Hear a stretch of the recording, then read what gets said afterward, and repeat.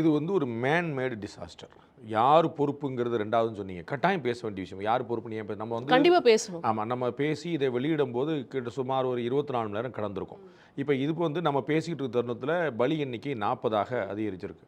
So 40 பேருக்குமான நிவாரணத்தை தமிழக அரசு அறிவித்திருக்கிறது, தாவேகா அறிவித்திருக்கிறது, பாரத பிரதமர் அறிவித்திருக்கார். 3 தரப்புல அறிவிச்சிட்டாங்க. ஸோ மீட்பு முடிந்தது. இப்ப யாரும் அந்த இடத்துல இல்ல. சரிங்களா? அது வெள்ளமா இருந்துச்சுன்னா இன்னும் 2 வரணும். பூகம்பமாச்சுன்னா ஸோ மீட்பு முடிஞ்சிருச்சு. சரிங்களா? எல்லாரும் வீட்டுக்கு போயிட்டாங்க. நிவாரணம் அறிவிக்கப்பட்டாச்சு. இப்ப தேவை விசாரணை. அப்ப கட்டாயமா நீங்கள் குறிப்பிட்டது போல யார் காரணம் என்பது பேசப்பட வேண்டும். தாவேகா காரணம், தமிழக அரசு காரணம். எந்த குழப்பமும் இல்ல. எந்த ரேஷியோல யார் முதற் காரணம், யார் முழு முதற் காரணம், யார் பண்ணனால் ட்ரிகர் ஆச்சு அப்படிங்கிறது ஆக்ஷன் ரியாக்ஷன் 2 இருக்கும் நம்ம பார்த்துருக்கோம். அது நம்ம விசாரணைக்கு வருது. ஆனா தாவேகா காரணம், தமிழக அரசு காரணம் எந்த மாற்று கருத்தும் இல்ல.